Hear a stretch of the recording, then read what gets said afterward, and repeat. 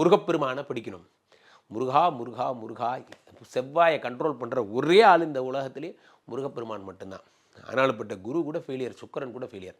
அவங்களெல்லாம் கைவிடப்பட்டவர் தான் அந்த செவ்வாய். இவனை திருத்த எங்களால் முடியாதுங்க. அதனால தான் குரு கடகத்தில் நிச்சம், மகரத்தில், கடகத்தில் உச்சம், மகரத்தில் நீச்சம், செவ்வாய் மகரத்தில் உச்சம், கடகத்தில் நீச்சம். வாத்தியாருக்கு இந்த கடைசி பெஞ்சு பையன் சண்டை போடுற பையனை பிடிக்கவே பிடிக்காது. குரு எவ்வளவோ ட்ரை பண்ணி முடியலன்னு விட்ட கேஸ் தான் இந்த செவ்வாய் பகவான். ஆனால் ஒருத்தருக்கு கட்டுப்படுவார். யார்? அவர் தான் முருகப்பெருமான். அவர் சொன்னால் கட்டுப்படுவார். அப்போ நீங்கள் ரெட்டு கலர் ட்ரெஸ் போட்டுக்கணும், முருகப்பெருமானுடைய சஷ்டி கவசம் பாடணும். அடுத்ததாக இது உங்களுக்கு முருகன் சம்பந்தமான என்னென்னலாம் உங்களுக்கு தெரியுமோ திருப்புகழில் ஆரம்பித்து அதெல்லாம் பக்தியோடு ஆடியோ போட்டுடலாமா குருஜி? இன்றைக்கே போட்டுடலாம். ஆடியோ போட்டிங்கன்னா எதுவும் நடக்க போகிறதில்ல. வாய் விட்டு படிக்கணும். நன்றாக புரிந்து கொள்ளுங்கள் நண்பர்களே. நாம் எதை சுந்தரகாண்டம் படிங்கன்னா சுந்தரகாண்டம் MP3 போட்டு காதில் போட்டு வண்டியில் போகும்போது கேட்குறீங்க. அது உங்களுக்கு கேட்கவே பழிக்க போகிறதில்ல. நீங்கள் வாய் விட்டு பாராயணம் செய்ய வேண்டும். பக்தி தான் முக்கியம்.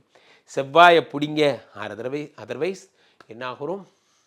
அவ்வளோதான். செவ்வாய் தான் ரணகாரகன் என்று பெயர். செவ்வாய் தான் ருணகாரகன் என்று பெயர்.